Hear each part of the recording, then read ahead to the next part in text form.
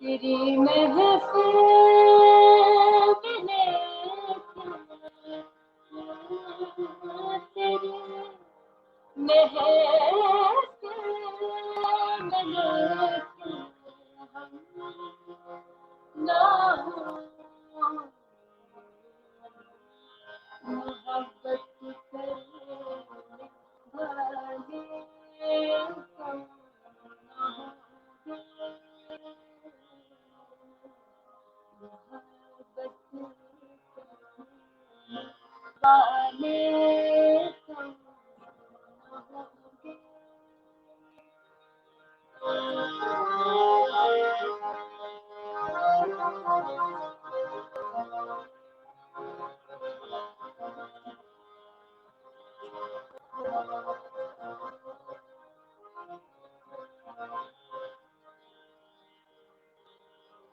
ज़माने भर के गम या एक तेरा,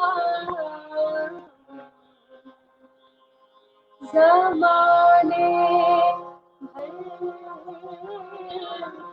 गम या एक तेरा,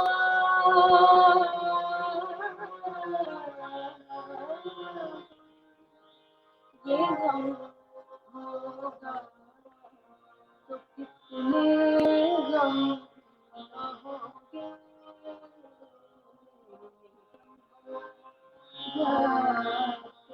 कितने गम होंगे। तेरी महफिल लेके, तेरी महफिल लेके तेरी महफिल लेके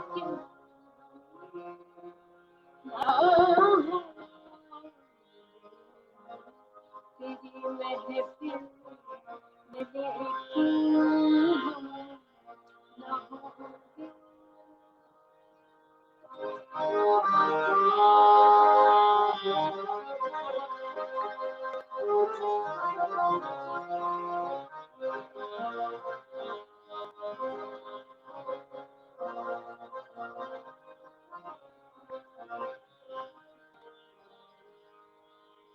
दिलों की उलझने बढ़ती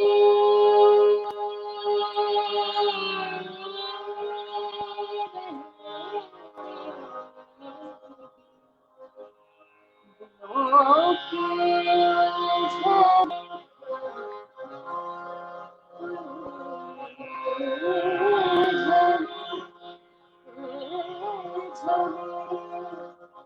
बढ़ती रहेगी अगर कुछ मशवरे बाहम न होंगे, कुछ मशवरे बाहम न होंगे। तेरी महफिल लेके, तेरी महफिल लेके हम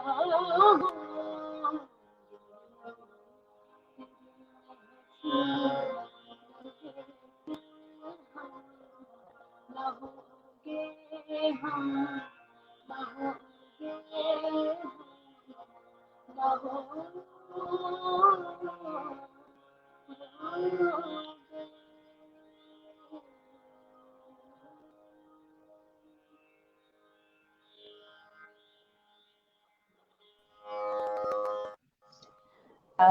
नमस्कार। शख्सियत के संग में डूबू थिएटर ग्रुप की तरफ से एक बार फिर से मैं आपके साथ। और आज जो हमारे साथ शख्सियत हैं वो बहुत ही खूबसूरत मखमली आवाज, जैसे कि सुबह मैंने सभी से कहा था कि सुबह का जो हमारा शो था शख्सियत का, उसमें मैंने सभी से कहा था कि शाम को हमारे साथ एक खूबसूरत आवाज की मलिका होंगी हमारे साथ। बहुत ही मखमली आवाज, गजल गायकी की क्या बात कहेंगी। बहुत बहुत स्वागत करती हूँ पूनम चौहान जी का। पूनम जी, आपका बहुत बहुत शुक्रिया हमारे इस रूबरू के मंच पे आने के लिए। बहुत बहुत आपका शुक्रिया। बहुत बहुत इनवाइट करने के लिए। Thank you. आपकी आवाज कट कट के आ रही है पूनम जी, आपकी आवाज कट कट के आ रही है। इतनी खूबसूरत गजल थी फरीदा खानम जी ने गाई हुई है, मोहब्बत करने वाले मेहदी हसन साहब ने भी गाई, और आपने तो क्या इतना खूबसूरत गाया है, लेकिन थोड़ी सी आवाज कट कट के आ रही थी आप। ये तो ओके, ये वजह से आई थिंक तो ऐसा हो रहा अभी है। भी थोड़ा सा हेलो। अब देखिए, ये अब आ सभी रही हम है। सभी जान हम आजकल का जैसा दौर चल रहा है और हम डिजिटल प्लेटफॉर्म पे मिलने की कोशिश करते हैं एक दूसरे से रूबरू हों। तो ऐसे में डिजिटल जो तकनीकी टेक्नोलॉजिकल जो प्रॉब्लम्स होती हैं वो तो आती रहती हैं, लेकिन सुनने का जो चाव है, जो हम शिद्दत से सुनना चाहते हैं, वो तो कभी खत्म नहीं होगा। मैं शुरुआत करना चाहूंगी, आपकी जो जर्नी रही है संगीत के क्षेत्र में उसके बारे में मैं आपसे जानना चाहूंगी।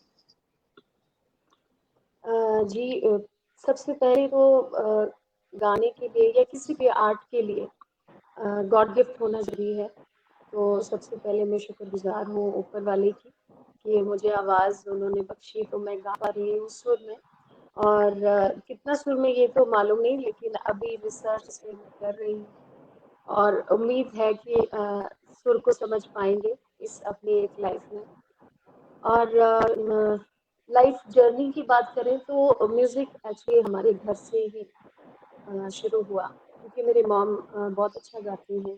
उन जो भी मैटरनल जो फैमिली है वहाँ पे सभी सुरीले हैं। और पैटर्नर भी मेरे दादा जो हैं वो गाते थे, गज़ल गाते थे, तबला भी प्ले करते थे। तो कुछ जीन्स में भी ये आया और शौक है मुझे बचपन से। तो सीखने का शौक था कि अच्छे से सीखें। तो इसलिए फिर मेरे पेरेंट्स ने मुझे पहले ज्वाइन कराया जब मैं काफ़ी छोटी थी, I think six fifth six standard में रही होंगी।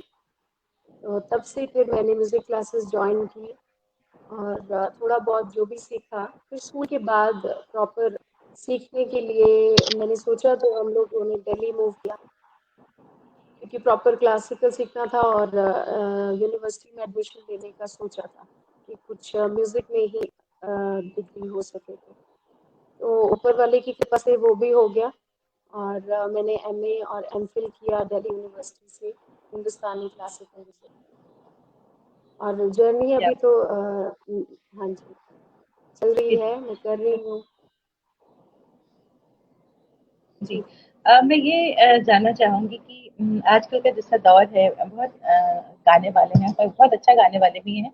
लेकिन कई बार किसी से सवाल पूछोगा कि क्या आपने मुकम्मल तौर पे जो क्लासिकल म्यूज़िक की ट्रेनिंग ली है, तो बहुत कुछ काफ़ी लोगों का आंसर होता है, नहीं, हम ऐसे ही गाते हैं, ऊपर वाले की देन है हमारा गला। आप क्या कहेंगी इस बारे में? देन तो ज़रूरी है, वो तो पहली शर्त है, वो पहली शर्त है अगर गाना है तो। तो सुने आवाज़ आपको वो गॉड गिफ्ट ही होता है। अगर नहीं हो तो नहीं गा पाते, फिर कुछ भी कर लें। लेकिन गॉड गिफ्ट के बाद फिर हमारा फर्ज बनता है कि हम उसको पॉलिश करें, ब्रश अप करें। तो उसके लिए क्लासिकल सीखना बहुत ज़रूरी है, क्योंकि क्लासिकल जो हिंदुस्तानी म्यूजिक कह लें या कोई भी क्लासिकल अगर म्यूजिक की बात करें, तो वो एक बेस है। अगर आपको बेस बनाना है जिससे कि जिसको सीखने के बाद ही आप जान पाएंगे कि प्रॉपर तरीके से अगर गाना हो किसी भी फॉर्म को, तो उसमें क्या क्या ज़रूरत पड़ती है, वो सब क्लासिकल से ही आता है। और ये बहुत सीखना ज़रूरी बहुत है। इस तरह तो नहीं चलता कि ना सीखे, गॉड गिफ्ट से नहीं हो पाएगा, क्योंकि इसके बाद की जो चीज़ें हैं सीखने की, वो ज़रूरी है। जैसे अगर आपको रागों की नॉलेज ज़रा भी नहीं है, तो फिर आपको मालूम ही नहीं कि आप क्या गा रहे हैं, तो आप ना तो उसको प्रॉपर एंजॉय कर पाएंगे और उसका एक्सप्रेशन नहीं ला पाएंगे। तो इसलिए क्लासिकल बहुत ज़रूरी है, बेस है तो इसकी बहुत बहुत ज़रूरी ज़रूरी बात कही है आपने कि क्लासिकल बेस होना बहुत ज़रूरी है और ट्रेनिंग जो है क्लासिकल की वो ज़रूरी है ताकि आपको समझ आ जाए और आप फिर से गा पाएँ। तो अभी क्या सुनाने पसंद करेंगी आप, जितने भी दर्शक हमसे जुड़ रहे हैं और खुद मैं आप बहुत इतना खूबसूरत आपकी आवाज़, तो क्या सुनाना चाहेंगी अभी आप? मैं सुनाती हूँ आपको एक पुराने अंदाज से शुरू करते हैं, फिर हम नए दौर की तरफ भी चलेंगे। तो सबसे पुराने अंदाज की जो अभी मुझे ज़हन में आ रही है वो मैं आपको सुनाती हूँ।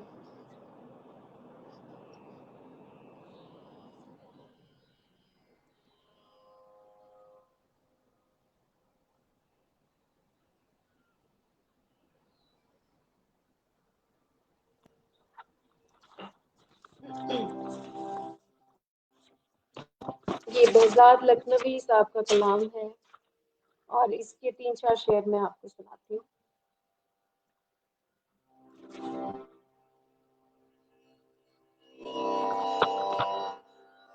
ए जज़्बाए दिल मैं चाहूँ, ए जज़्बाए दिल मैं चाहूँ, हर चीज़ मुक़ाबिल आ जाए।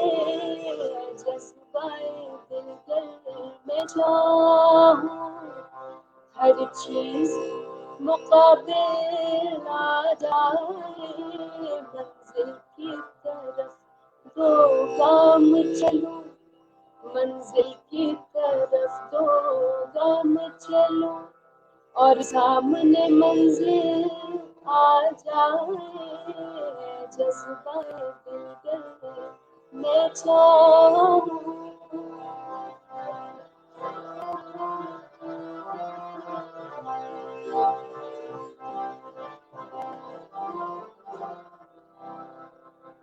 ए दिल की ख़लिश चल यूं ही सही, चलता तो हूँ उनकी महफ़िल में।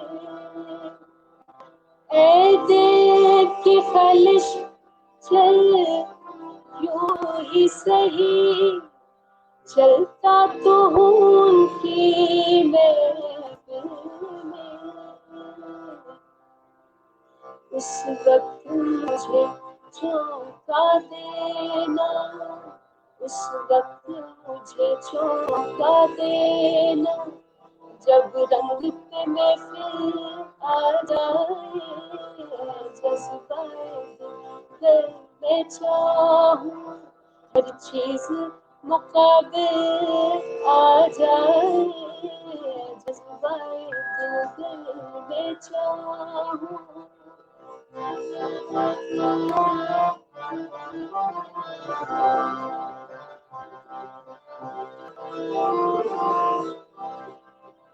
इस जज़्बाए दिल के बारे में,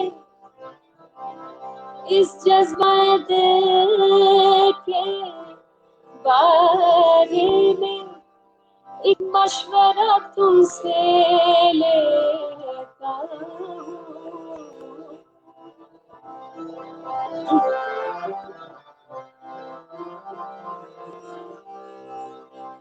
इस जज़्बाए दिल के बारे में एक मशवरा तुमसे लेता हूँ।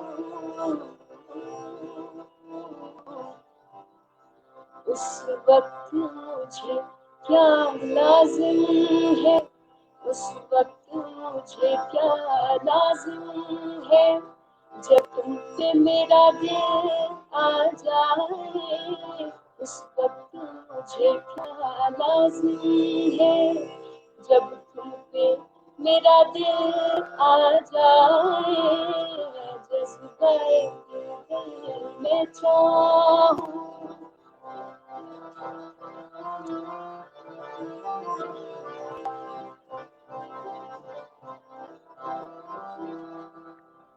आता है जो तूफान आने दो, कश्ती का खुदा खुद हाफिज है।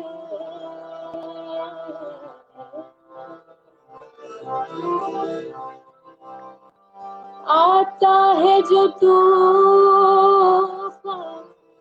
आने दो, कश्ती का खुदा खुद हाफिज है। मुमकिन है कि इन्हीं लहरों में, मुमकिन है कि इन्हीं लहरों में बहता हुआ साहिल आ जाए। मुमकिन है कि इन्हीं लहरों में बहता हुआ साहिल आ जाए। जज्बाए दिल में चाहूं, हर चीज मुकाबिल आ जाए। जज्बाए दिल में चाहूं।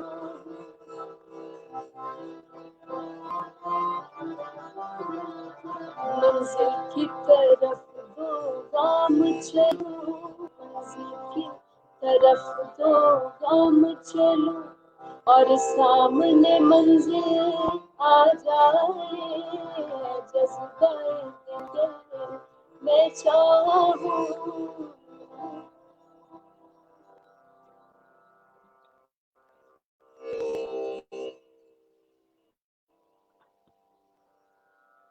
चाहूंगी पहले तो मैं बहुत खूबसूरत गजल थी पूनम जी, बहुत ही खूबसूरत आपने गजल सुनाई। सबसे पहले तो मैं आपको ये कहना चाहूंगी, जितने भी हमारे साथ व्यूअर्स जुड़े हैं, बहुत सारे व्यूअर्स जुड़े हैं, सबका मैं शुक्रिया अदा करना चाहूंगी। बहुत बहुत शुक्रिया हमसे जुड़ने के लिए। और पूनम जी, मैं ये आपसे जानना चाहूंगी कि आपकी सबसे बड़ी इंस्पिरेशन कौन रही है, किनसे आपको सबसे ज्यादा इंस्पिरेशन मिली है? इंस्पिरेशन एक्चुअली मैं आपको बताऊं, मैं सभी पुराने जितने भी आप कह सकते हैं कि उनको हम लेजेंड्स मानते हैं, तो उनको सभी को मैंने सुना है और उनके बारे में पढ़ा है, सुना है, उनके इंटरव्यूज देखे। तो उनकी लाइफ जर्नी के बारे में देख के मुझे बहुत अच्छा लगा। और क्योंकि ये मेरा पैशन है, मुझे शौक है, शुरू तो मुझे दिया ही ऊपर वाले ने, शुक्र है मालिक का। साथ में शौक भी है। तो सबसे बड़ा जो पैशन है मेरी लाइफ में वो म्यूजिक ही है। तो खुद म्यूजिक ने ही मुझे इंस्पायर किया। और जब सब अच्छे अच्छे कलाकारों को सुनती हूँ और सुनती थी बचपन से, तो बहुत अच्छा लगता था और लगता था कि मैं भी ऐसे ही गाऊं। कोशिश कर रही हूँ। और इस रास्ते पे अभी तो बहुत दूर है।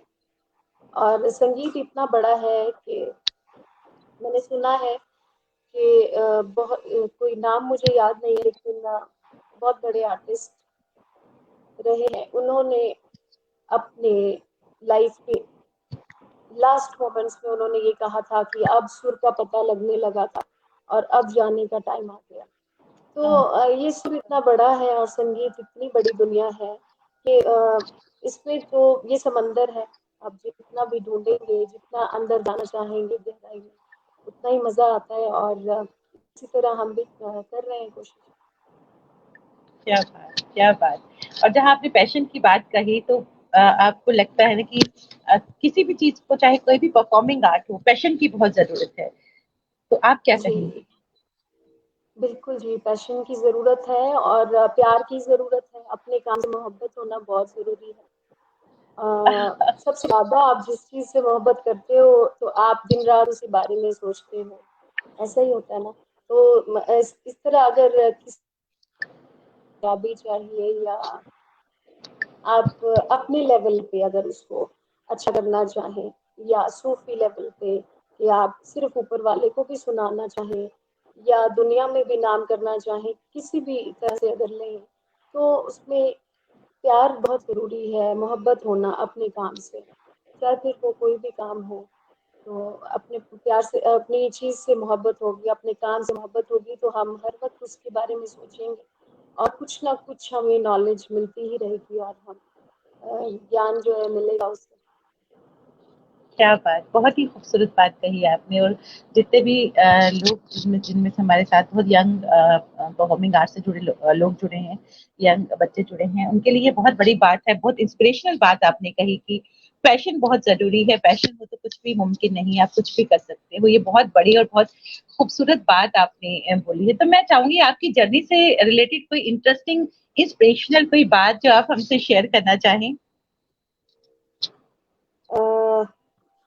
इंस्पिरेशनल तो मैं यही कह सकती हूँ कि मैं हिमाचल से बिलोंग करती हूँ, हिमाचल से बिलोंग करती हूँ, शिमला से। तो एक्चुअली वहाँ पर मैंने जितना भी सीखा, म्यूजिक सीखा, लेकिन मैं सेटिस्फाइड नहीं थी। तो अब किसी और फील्ड में मैं जाना नहीं चाहती थी, म्यूजिक ही करना चाहती थी। तो वहाँ से अभी मैं दिल्ली में हूँ और हम लोग 11 साल से दिल्ली में हैं। तो 2009 में हमने मूव किया था दिल्ली। तो इंस्पिरेशनल कहूँ या जो भी है, हो सकता है कि आप जो शुरू करना चाहते हैं म्यूजिक सीखना, तो उनके लिए ये इंस्पायरिंग हो। एक्चुअली मैंने ये डिसीजन लिया था कि हम दिल्ली जाकर रहेंगे, प्रॉपरली वहाँ पर सीखेंगे, क्योंकि सबसे पहले सीखना ज़रूरी है। और मैंने कभी नहीं सोचा था कि मुझे परफॉर्म ही करना है। ये सबके अंदर होता है कि हम भी बने, हम भी आर्टिस्ट बने, लेकिन पहले जो मेरा प्रायोरिटी जो थी वो सीखना था। तो 2009 में हम लोग दिल्ली आ गए थे, तो पेरेंट्स को मैंने कहा कि मुझे सीखना है प्रॉपर, और मैं कोशिश करना चाहती हूँ कि मैं म्यूजिक में ही पढ़ाई भी करूँ आगे। तो पेरेंट्स ने भी साथ दिया, उनका बहुत सपोर्ट हमारे साथ रहा।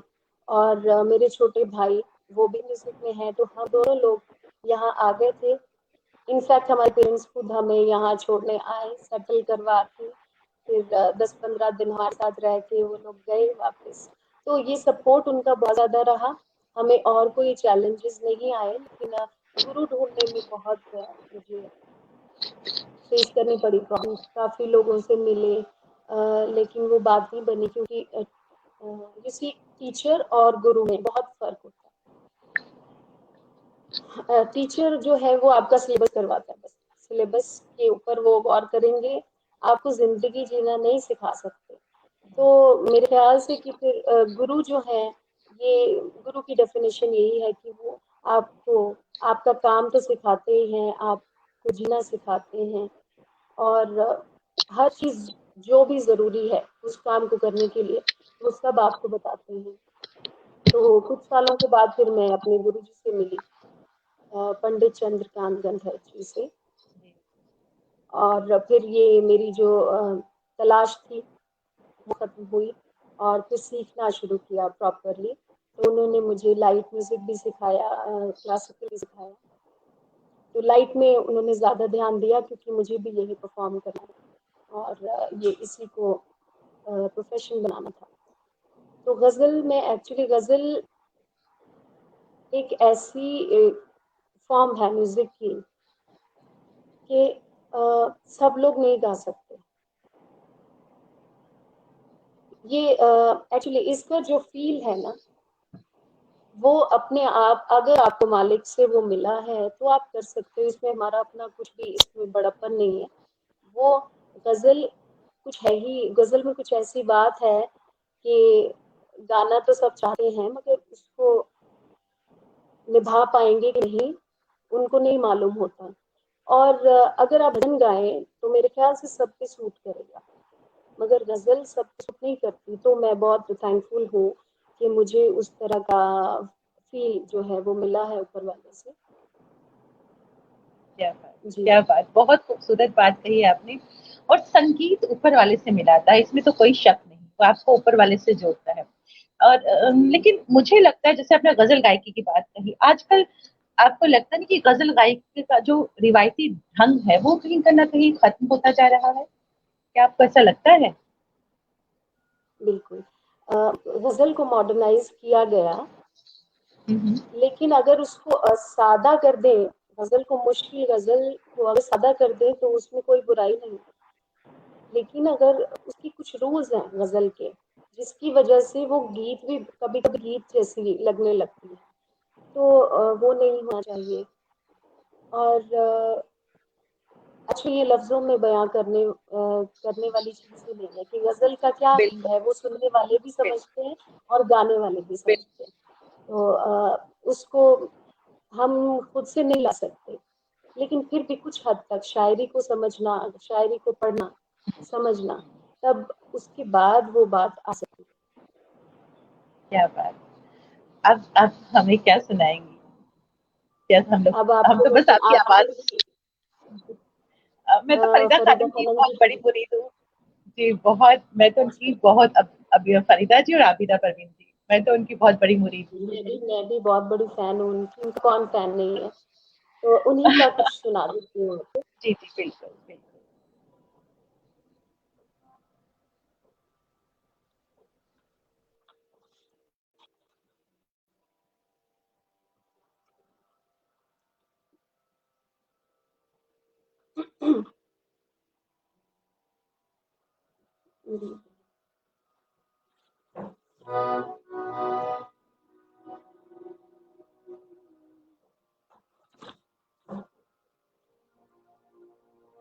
फयाज हाशमी साहब का ये कलाम है, और सुनने वालों को मैं ये बता दूं कि ये ओरिजिनल जो सॉन्ग है वो हबीब वली मोहम्मद जी का है। उसके बाद जो फरीदा खानम जी ने इसको गाया तो ये बहुत मुकम्मल हुआ, और उन्हीं का गाया हुआ मैक्सिमम लोगों ने वही सुना है। तो मैं आपको सुनाती हूँ, आज जाने की जिद ना करो, फयाज हाशमी साहब का नाम है।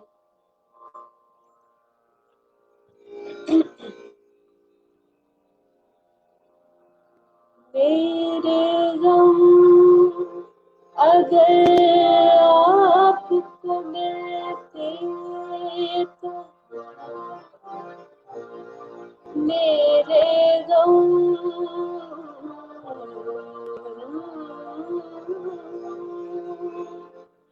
मेरे गम अगर आपको मिलते तो आप अपने होश खो दिए होते।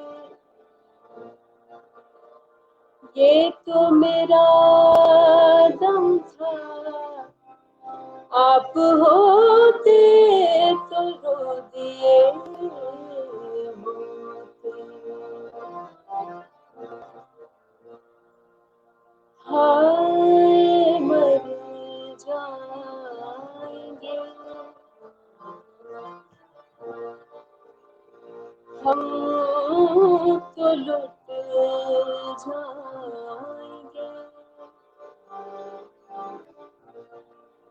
हाय मर जाएंगे हम, तो लुट जाएंगे। ऐसी बातें किया ना करो, आज जाने की जिद ना करो, आज जाने की जिद ना करो। यूं ही पहलू में बैठे रहो, यूं ही पहलू में बैठे रहो, आज जाने की जिद ना करो।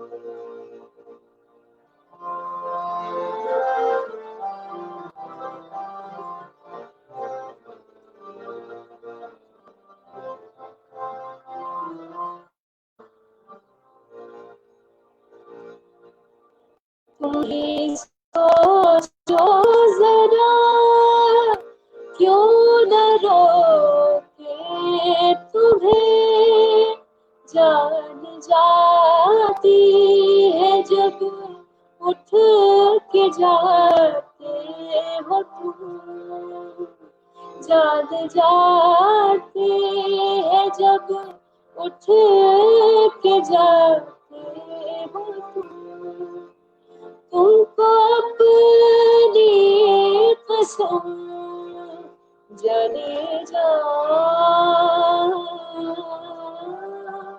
बात इतने मेरी मान लो,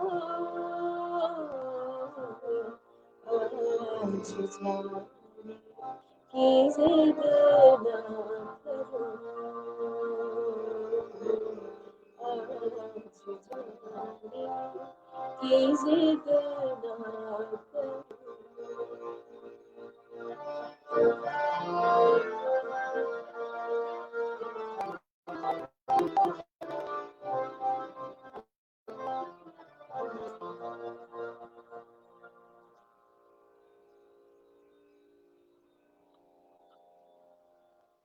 ये क्वालिटी है वो बहुत नहीं सही आ रही, तो उसका रीजन ये हो सकता है जो टेक्निकल इश्यू होते हैं।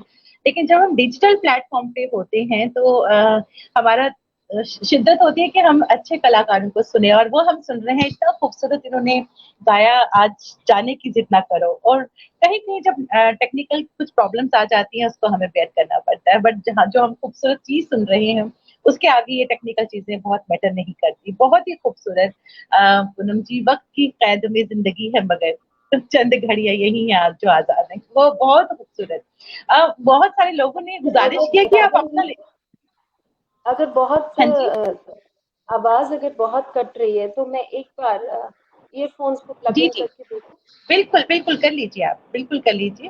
तब तक मैं अपने जो हमारे व्यूअर्स हैं उनको ये बताना चाहूंगी कि आप करिए। मैं अपने व्यूअर्स को ये बताना चाहूंगी कि हमारा जो शख्सियत का ये अंक है रूबरू का, वो हमेशा रोज आप देखते हैं, और हर रोज हम आपको कला के क्षेत्र की जो शख्सियत है उनसे हम आपको रूबरू करवाते हैं। कल हमारे साथ जो शख्सियत होंगी शाम को 7 बजे सिनेमा, रंगमंच, टेलीविजन और आकाशवाणी के नाटकों से जुड़ी हुई और योग से जुड़ी हुई, क्योंकि आजकल मेंटल स्ट्रेस बहुत चल रहा है और उसके लिए योग से बेस्ट चीज कोई हो ही नहीं सकती। तो कल जो शख्सियत हमारे साथ होंगे उनका नाम है निखिल दीवान, एक बहुत अच्छे कलाकार।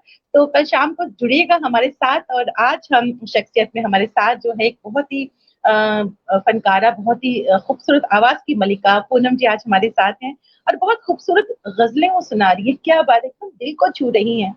और जो कहते हैं जो रूह से निकली हुई आवाज होती है वो रूह तक पहुंचती है, और जो पूनम जी गा रही हैं वो उनकी रूह से निकली हुई आवाज है जो सीधे हम तक पहुंच रही है। भले ही कितनी टेक्निकल प्रॉब्लम्स आए, लेकिन जो दिल की आवाज होती है वो दिल वाला ही सुनता है, और जो रूह से निकली आवाज है वो रूह तक ही पहुंचती है। और कहते हैं ना, जो संगीत है वो हमें ऊपर वाले से मिलाता है, और इस बात में कोई भी दो राय नहीं। जो आपकी सोल से चीज निकलती है वो हमें ऊपर वाले से मिलाता है, और संगीत ऐसी ही चीज है। जी पूनम जी, बहुत सारे व्यूअर्स ने लिखा है कि पूनम जी आप अपनी कोई कंपोजिशन सुनाएं। गुलाम साबिर जी हमारे साथ हैं, उन्होंने लिखा है कि प्लीज कोई अपनी कंपोजिशन सुनाए, और बहुत सारे व्यूअर्स हमारे साथ जुड़ रहे हैं, सभी का बहुत बहुत शुक्रिया। जी पूनम जी जी, जी, आप मुझे बस एक बार बता दें आवाज अब कैसी आ रही है मेरी।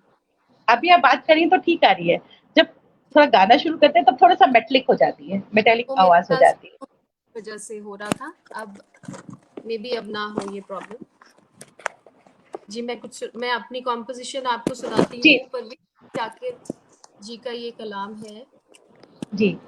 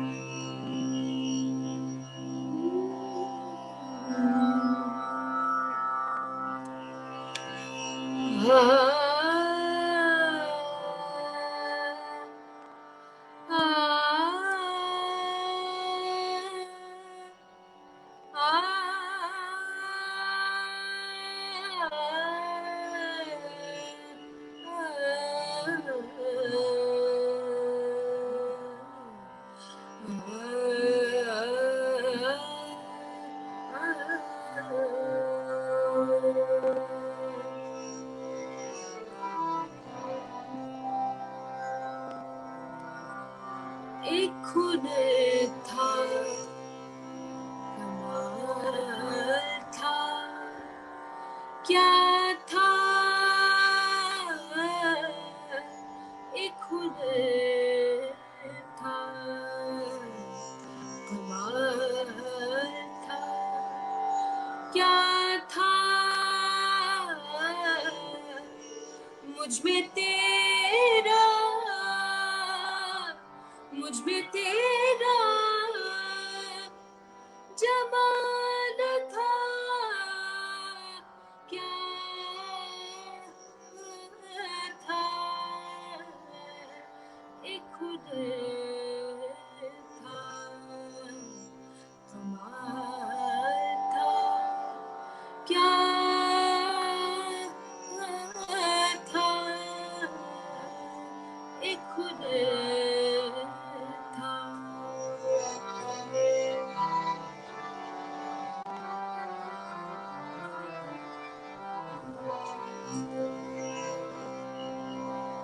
तेरे जाने पे आके कुछ ना कहा,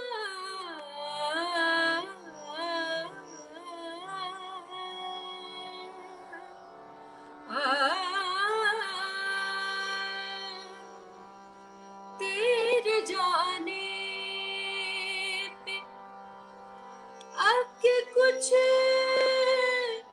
ना कहा, दिल में डर था, मलाल था, क्या था, दिल में डर था, मलाल था, क्या था, एक खुद था।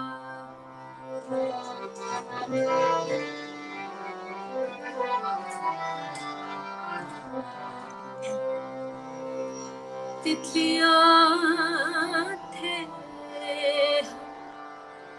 और कज़ा के पास, तितलियां थे और कज़ा के पास, सुर्ख फूलों का जाल था, क्या था, सुर्ख फूलों का जाल था, क्या था, एक खुद था, कमाल था, क्या था, मुझ में तेरा, मुझ में तेरा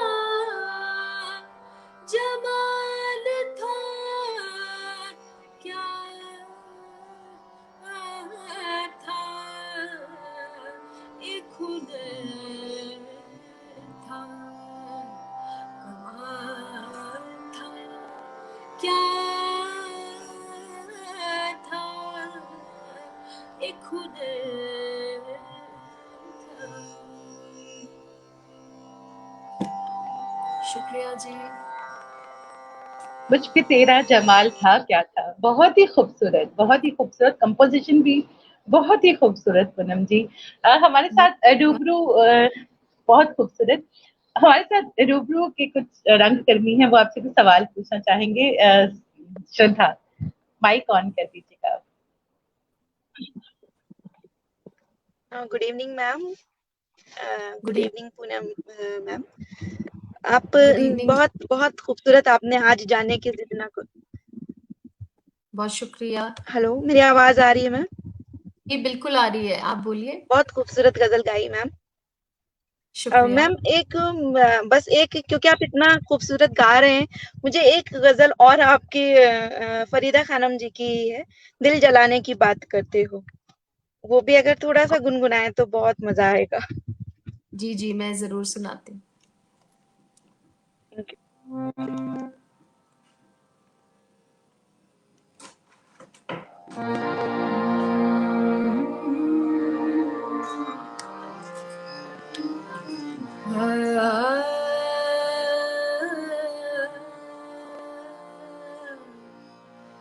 दिल जलाने की बात करते हो, दिल जलाने की बात करते हो, आशियाने की बात करते हो, दिल जलाने की बात करते हो।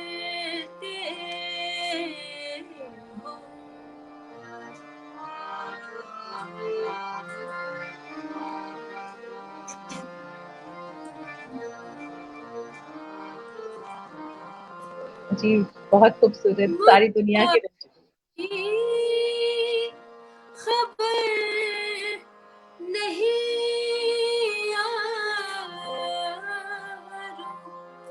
मुझको अपनी खबर नहीं यारो, तुम ज़माने की बात करते हो, दिल जलाने की बात करते हो, आशियाने की बात करते हो, दिल जलाने की बात करते हो।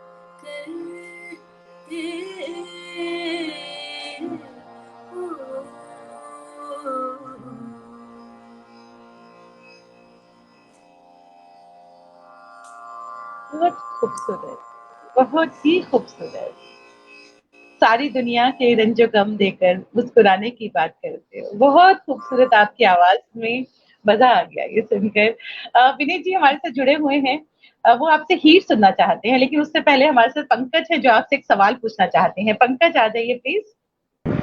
पंकज जी। नमस्कार मैम। वैसे सवाल तो क्या पूछना है, लेकिन पूनम जी की आवाज ही ऐसी है और गजल ऐसी चीज है कि बंदा खो जाता है।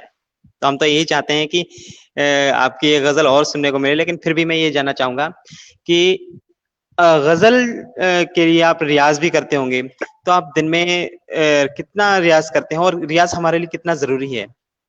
सिर्फ संगीत में ही रियाज की जरूरत है या और भी? जैसे हम थिएटर से हैं, हमें भी अपने लिए हमारे लिए आप क्या सलाह देना चाहेंगे? रियाज की ज़रूरत, प्रैक्टिस की तो हर चीज़ में ज़रूरत है, लेकिन अगर थिएटर के उसमें आप कहेंगे तो मैं ये कहना चाहूँगी कि एक सोच जो है वो हर वक्त होनी चाहिए, और अपने आर्ट के, आप आर्ट की तरफ क्या सोच सकते हैं, क्या क्रिएटिव क्या कर सकते हैं। तो गज़ल में भी यही होता है कि आप हर वक्त आपको सोचना है, बल्कि मैं कहूँगी कि सिर्फ गज़ल नहीं, म्यूज़िक में यही करना ही होता है, क्योंकि पहले एक होता है रियाज, जो जिसको हम एक्सरसाइज कह सकते हैं। जिस तरह हम बॉडी के लिए भी एक्सरसाइज करते हैं, उसी तरह गले की भी एक्सरसाइजेज हैं जो कि क्लासिकल से ही हमें पता चलती हैं। तो वो बहुत ज़रूरी है, लेकिन उसके बाद एक लेवल आता है जब आपको उसके बारे में सोचना बहुत ज़रूरी है, तो जिसको चिंतन कहते हैं। तो थिएटर में भी मेरे ख्याल से जब आप हर वक्त उसको जहन में रखेंगे कि मुझे और क्या मैं कर सकता हूँ, या तो ये बहुत हेल्पफुल होगा मेरे ख्याल से।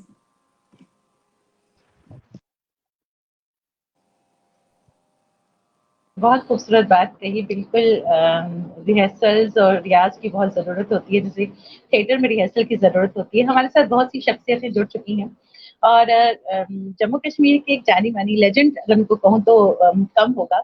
She is a legend from JNK। अभिनय के क्षेत्र में उनका बहुत बड़ा नाम है जम्मू कश्मीर में। निर्मला धर जी, ये हमसे जुड़ी हुई हैं इस वक्त और उन्होंने भी लिखा है कि हीर सुने काफी।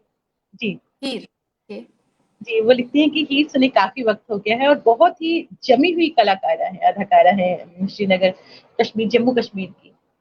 तो उनकी भी गुजारिश है। बहुत सारे लोगों ने हमसे ये गुजारिश की। विनय जी ने लिखा कि हीर सुनी। लतिका अरोरा जी हमारे से जुड़ी हैं, उन्होंने भी लिखा कि हीर सुनना चाहेंगे। जी जरूर, हीर मैं आपको सुना देती हूँ, लेकिन ये भैरवी में है तो ये अगर हम एंड में इसको रखें तो बहुत अच्छा रहेगा, क्योंकि उसके बाद कुछ और बस गाना। इसके बाद हम सब आपसे कुछ सवाल करेंगे, लेकिन हीर के बाद कुछ सवाल और उसके बाद हम वाइंड अप करेंगे। लेकिन इससे पहले अगर आप अपनी पसंद का कुछ सुनाना चाहें तो हम आपसे जरूर गुजारिश करेंगे कि अपनी पसंद का कुछ सुना दीजिए आप, फिर आप हीर सुन के फिर इसको हम वाइंड अप करें। जी जी, मैं अपनी कॉम्पोजिशन एक आपको सुना देती हूँ जी और जी जी जी। नासिर आजमी साहब का कलाम है और बाकी में मैंने कोशिश की है इसको कंपोज करने की। जी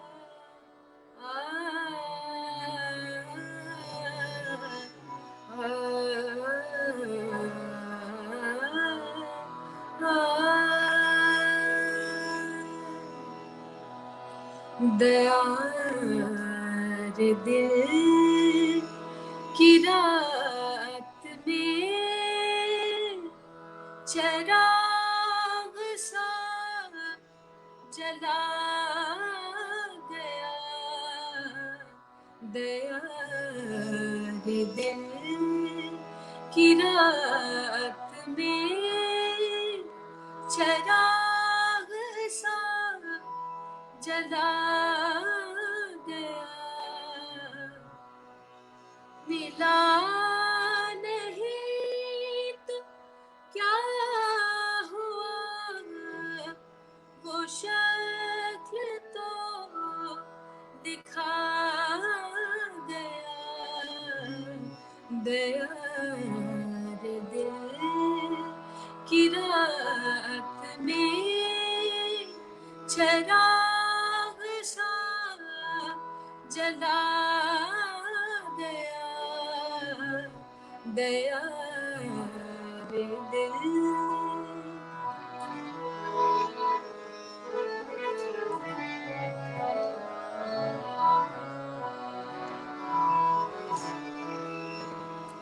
ये किस खुशी की रीत पर गमों को नींद आ गई,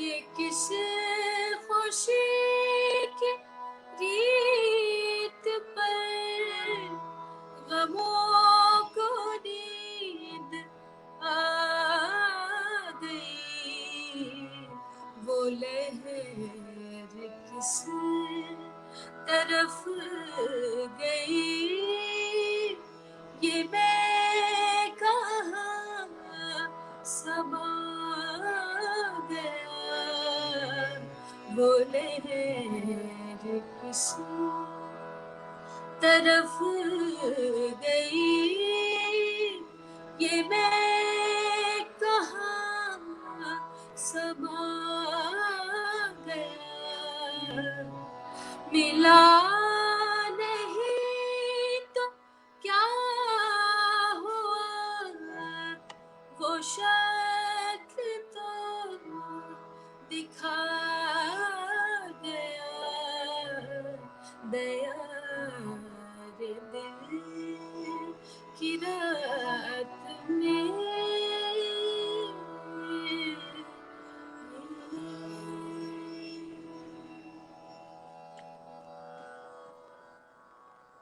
बहुत पीस मिला नहीं तो क्या हुआ, वो शक्ल तो दिखा गया। बहुत ही खूबसूरत निर्मला जी लिखती हैं कि बहुत पीस मिला आपकी इस गजल को सुन के, गॉड ब्लेस यू। और बहुत सारे व्यूअर्स हमसे जुड़े हैं, बहुत बहुत शुक्रिया एक बार फिर से सभी का कहना चाहूंगी। मैं आपसे ये जानना चाहती हूँ कि आपकी जो अभी तक की बेस्ट परफॉर्मेंस, जहाँ आपको बहुत मेंटल पीस मिला हो, बहुत खुशी मिली हो, किसको कहेंगी? कोई है तो अगर हमें बताएं। इट फर्स्ट परफॉर्मेंस जब मुझे हैबिटेट सेंटर में मिस्टर प्राणवल साहब ने सबसे पहले उन्होंने मुझे गवाया, तो उस प्रोग्राम का नाम था फीस्ट ऑफ गजल्स।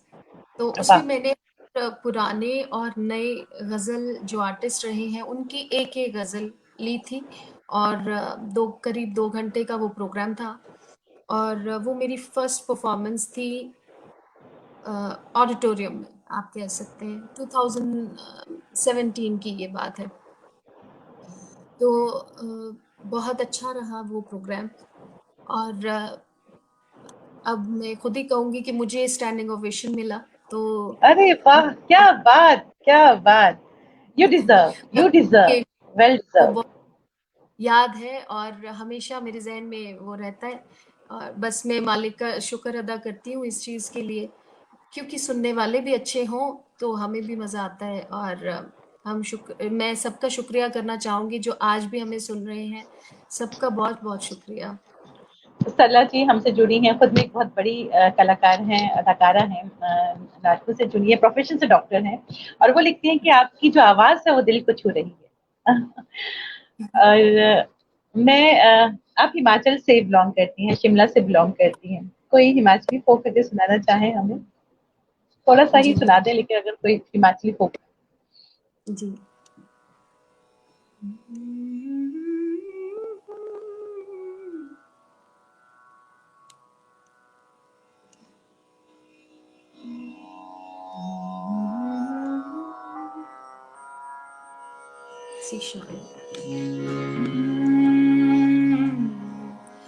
तेरी जड़ा विच लहरां बगियां कि करिए क्यों सुखिए, तेरी जड़ा विच लहरां बगियां कि करिए क्यों सुखिए, तेरी जड़ा विच लहरां बगियां कि करिए क्यों सुखिए।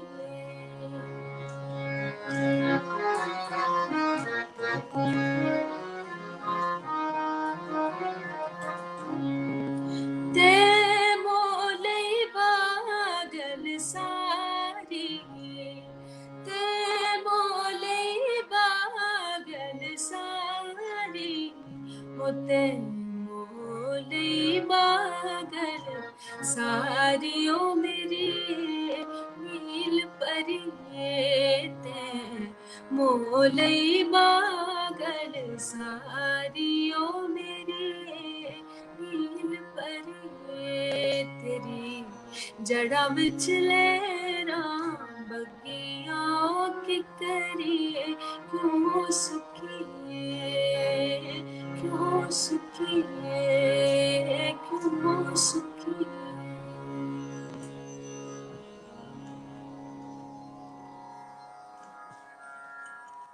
खूबसूरत, बहुत ही खूबसूरत, बहुत खूबसूरत। बिल्कुल पहाड़ों में ले गई आप। मैं जम्मू से हूँ और जम्मू का फोक और हिमाचल का फोक बहुत मिलता है, तो मैं वहीं चली गई। आपका सुन के मैं अपनी डोगरी फोक में चली गई। बहुत खूबसूरत, बहुत खूबसूरत। बहुत बहुत सारे हमारे व्यूअर्स ने जो यही फरमाइश की आपसे कि आप गीत सुनाएं। वक्त भी खत्म हो रहा है, शुक्रिया तो मैं आपको कहूंगी, लेकिन पहले हम आपसे गीत सुनेंगे। जी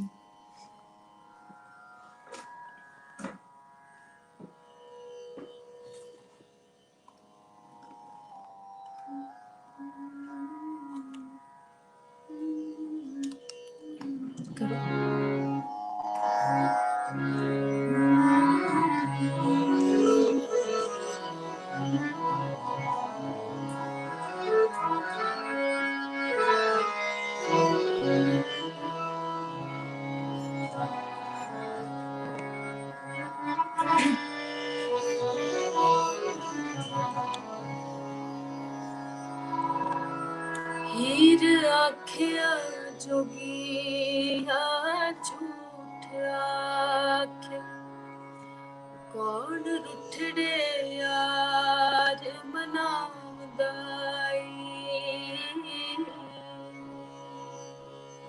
हीर आख्या जोगिया झूठ आखे कौन रुठड़े यार मनावदाई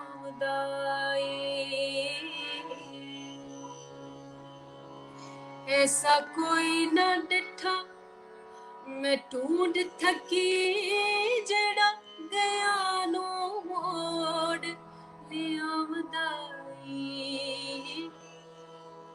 ऐसा कोई ना डिठा मैं ढूंढ थकी जड़ा गया नो मोड़ ले आवदाई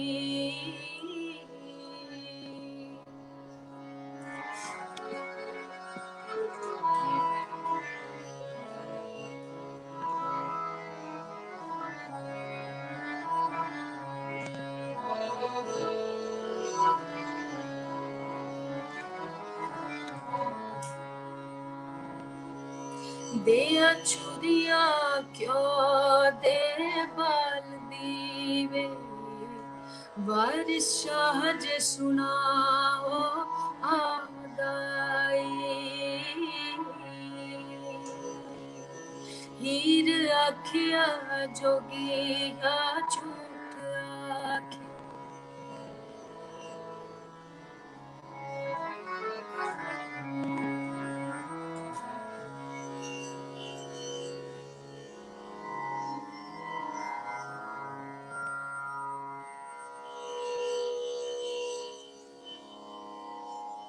आ रही थी मेरे ख्याल। जी काजल जी जी आप मुझे लगा कि अभी आप और गाएंगी। हाँ मुझे बहुत ही लगा कि खूबसूरत। आप नहीं अभी तो हम लोग इसमें तक खो गए, मुझे लगा आप अभी और गाएंगे इसलिए हम आई नहीं। अभी आप इसको कंप्लीट शायद नहीं हुआ था ये अभी, जी जी तो हम चाहेंगे। वो बीच में टेक्निकल प्रॉब्लम्स होती रहती हैं, वो उसका नहीं, अब हम सुन रहे हैं आपको। जी जी मुझे एक्चुअली थोड़ा सा भूल गई थी तो मैंने लास्ट का वो वारिस का हाँ बारिश आ गई, बहुत खूबसूरत। लेकिन वाकई ही इनको सुनना ही अपने आप में, और हम जब आसा सिंह मस्ताना और बिल्कुल बहुत ही खूबसूरत आपने गाया। इतनी दिल से निकली हुई आवाज, जैसा कि मैंने पहले कहा कि दिल से निकली हुई आवाज, रूह से निकली आवाज हमेशा कनेक्ट करती है। जो आपको सुन रहे होते हैं उनकी रूह तक निकल पहुंच जाती है वो आवाज, और वो फिर रूह में पहुंची आवाज आपकी आंखों के जरिए बाहर आ जाती है। बहुत ही खूबसूरत आपकी आवाज, और बहुत दिल से आपने गाया। और आपने इतना अच्छा बताया कि किस तरह से एक जो जो भी हमारे साथ यंग लोग जुड़े हैं और जो हमारे साथ लोग जुड़े हैं, कि चीजें कितनी जरूरी है जिंदगी में करने के लिए, पैशन को बरकरार रखने के लिए कितनी मेहनत की जरूरत होती है, और मेहनत से घबराना नहीं चाहिए। और चलते चलते अगर आप कुछ मैसेज देना चाहें हमारे व्यूअर्स को, खासतौर पे जो यंग लोग हमसे जुड़े हैं, जो परफॉर्मिंग आर्ट से जुड़े रहना चाहते हैं, उनके लिए आप क्या कहेंगी चलते चलते? सुनने वालों के लिए मैं ये कहूंगी कि गजल को जो सुनते हैं गजल उनके लिए नहीं, जो सुनना चाहते हैं कोशिश करते हैं, ये बहुत अच्छी बात है। क्योंकि गजल एक ऐसी फॉर्म है, एक शायर है उन्होंने लिखा है कि गजल जो है वो आप बीती, शायर जो है वो अपनी आप बीती लिखता है। तो मुझे लगता है कि सुनने वालों को उसमें ढूंढना चाहिए कि हम हमारी जिंदगी से कौन से ऐसे पहलू हैं जो गजल में नजर आ रहे हैं, इसीलिए गजल को सुनने में आनंद आता है।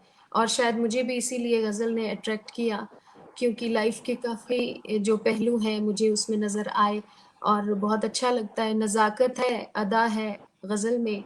और यंग जो भी करना चाहते हैं शुरू, उनके लिए यही कहूंगी कि बहुत ठहराव की ज़रूरत है, एकदम से कुछ भी नहीं होता है, तो बहुत वक्त इसमें लग जाता है। आप देखिए अभी मैं 10 साल से सोच रही हूँ गज़ल के बारे में, सीखती भी हूँ, और शायरी पढ़ना बहुत ज़रूरी है, बहुत कुछ ज़रूरी है, तब जाके उसका जो मैं कहूँगी कि एक्सप्रेशन बहुत ज़रूरी है गज़ल में।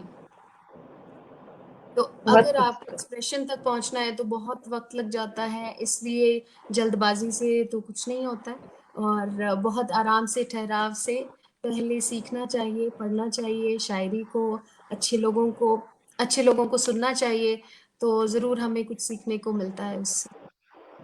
बहुत खूबसूरत कह दो, कहा है ना गजल क्या है, हमसे पूछो गजल का फन क्या है, चंद लफ्जों में कोई आग छिपा दी जाए। बाकी ये बिल्कुल वैसा ही है। और जिस तरह से आपने कहा कि पढ़ना जरूरी है, शायरी पढ़ना जरूरी है, उसी तरह जो रंगकर्मी है, जो रंगमंच से जुड़े रहना चाहते हैं, पढ़ना तो बहुत जरूरी है। चाहे आपको हर, क्योंकि थिएटर की अगर हम बात करें, ये कंपोजिट फॉर्म है, इसमें गीत संगीत सब कुछ है, तो पढ़ना तो बहुत जरूरी है, जैसे कि आपने अभी कहा। और आप इतनी अच्छी एडवाइस दी, जो लोग हमें देख रहे हैं, जो यंग, स्पेशली जो यंग हमसे जुड़े हुए हैं, बाकी तो खुद जो हमसे जुड़े हैं वो बहुत बड़ी खुद में शख्सियत है। तो पूनम जी, बहुत बहुत शुक्रिया रूबरू के इस मंच पर आने के लिए और हमसे जुड़ने के लिए, और हमारी शाम को इतना म्यूजिकल बनाने के लिए बहुत बहुत शुक्रिया। बहुत शुक्रिया जी। एक लास्ट में एक बात कहना चाहूंगी, गजल, क्योंकि मैं गजल परफॉर्म करती हूँ तो मैं चाहूंगी कि लोग उसकी तरफ जुड़ें। और सीमा कराची के शायर हुए हैं, उन्होंने लिखा है कि कहानी मेरी रुदादे जहां मालूम होती है, कहानी मेरी रुदादे जहां मालूम होती है, जो सुनता है उसी की दास्तां मालूम होती है। वाह, तो क्या गजल, बात। जी, गज़ल से जुड़ना बहुत ज़रूरी है और फिर उसकी खूबसूरती को और हम एक्सपीरियंस कर पाएँगे। तो लिसनर के लिए मेरी यही एडवाइस है, उनसे मेरी इल्तिजा है कि शायरी को समझें तो और भी मज़ा आएगा। बहुत मजा आएगा, और गजल सुनने का अपना ही लुत्फ है। बहुत जी, बहुत शुक्रिया आपका पूनम जी, बहुत बहुत शुक्रिया, बहुत शुक्रिया। आपका बहुत शुक्रिया और जितने लोग सुन रहे हैं हमें, उनका सभी का बहुत शुक्रिया। Thank you. Thank you.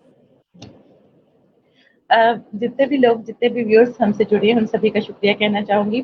सुबह हमारा शख्सियत जो हुआ है, जिसमें हमारे साथ जानी मानी अभिनेत्री समता सागर जी थी, उसके आखिर में मैंने ये कहा था कि हमारा कल जो है हमारा रूबरू का जो एक प्रोग्राम है, टॉक विद द शो, लेकिन वो थोड़ा सा गलती से मैंने बोल दिया था। टॉक विद द शो हमारा एक प्रोग्राम होता है जिसमें जो हमारी शॉर्ट फिल्म चल रही हैं, मंटो नामा के नाम से, अलग अलग मंटो के मसाद की लिखी हुई शॉर्ट फिल्म हम लोगों ने की है, रूबरू थिएटर ग्रुप ने की है, जो हर फ्राइडे को रिलीज होती है। और हर संडे को शाम को 7 बजे रूबरू के इंस्टा पर उनका जो टॉक, जिसमें उन्होंने परफॉर्म किया होता है, जो हमारे आर्टिस्ट हैं जिन्होंने परफॉर्म किया होता है इस फिल्म में, उनके साथ टॉक विद द कास्ट होता है।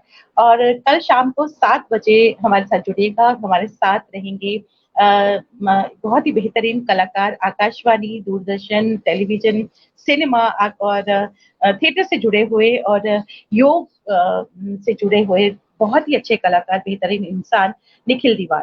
कल शाम को 7 बजे हमारे साथ रहिएगा आप सभी, और उनकी उनकी जो जर्नी है, इंस्पिरेशनल जर्नी है, उसका भी हम हिस्सा बनेंगे। तो मिलते हैं कल शाम को 7 बजे, और आज शाम को 7 बजे रूबरू के इंस्टा पेज पर टॉक विद द कास्ट भी आप जरूर देखिएगा। बहुत बहुत शुक्रिया।